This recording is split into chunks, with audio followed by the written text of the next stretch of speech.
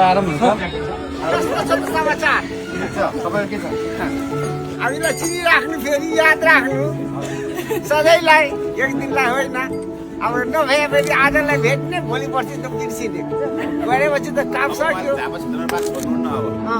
त्यही हो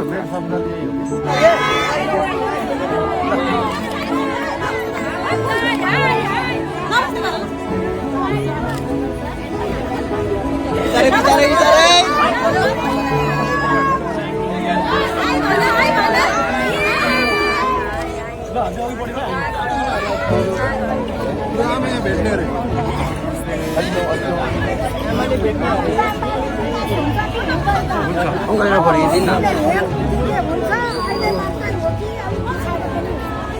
पछाडि पनि हो सबैलाई हाम्रो घरमा आउनु भएको